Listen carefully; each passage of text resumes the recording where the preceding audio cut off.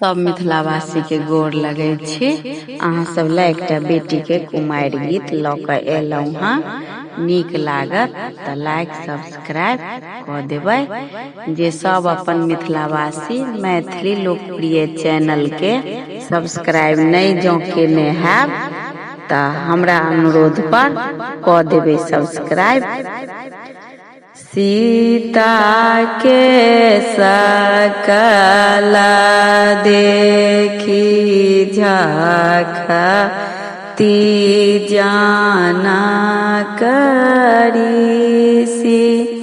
मोती जाका रानी नोरया सीता के सकला देखी झाँखती जाना करीसी मोती जाका रानी नोरया सीता जुगुता बारा कतहु नहीं भेटला कता सए लाए बजामा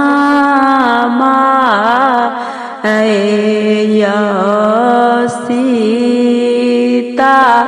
जुगुता बारा कतहु न भेटला कता सलाए बजामाए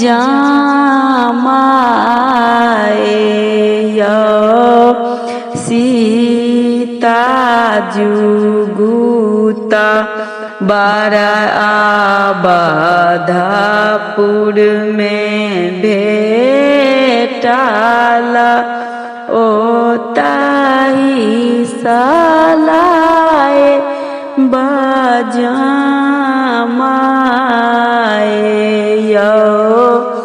सीता जुगुता बरया बधापुर में भेटला ओताही सलाए बजामाए राजा दशरथ जी के चारी छानी बालक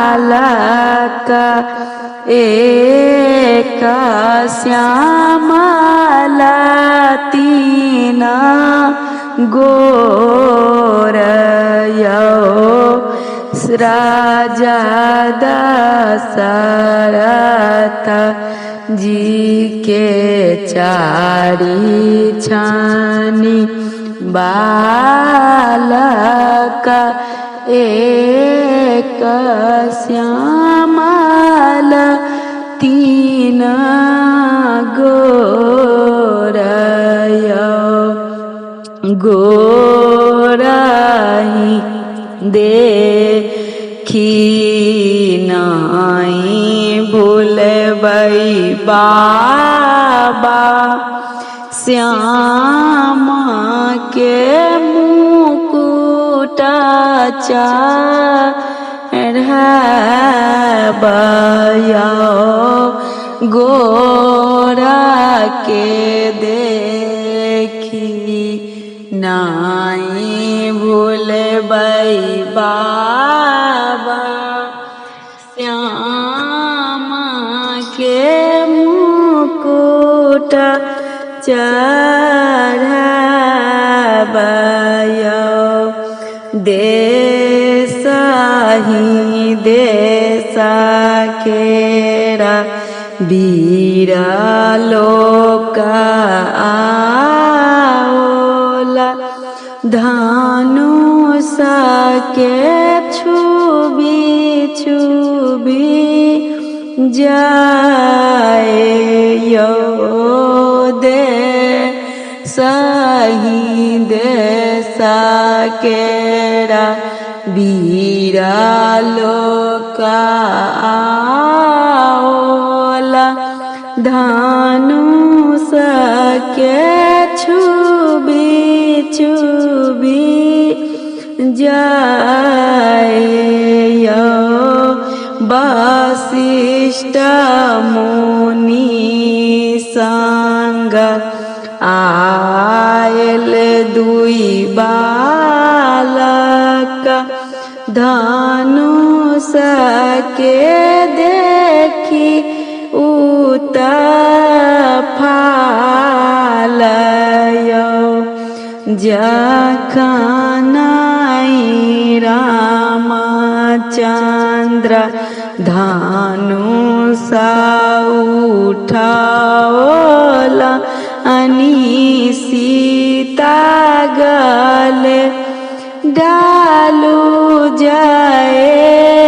मालयो जखन राम जी धनुष उठाओलानी सीता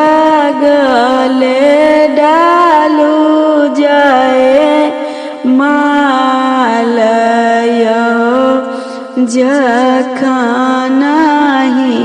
राम जी धनुष के तोड़लानी मची गेल जाए जाए कारयो जखन राम जी धनुष के तोड़लानी मची गेल जाए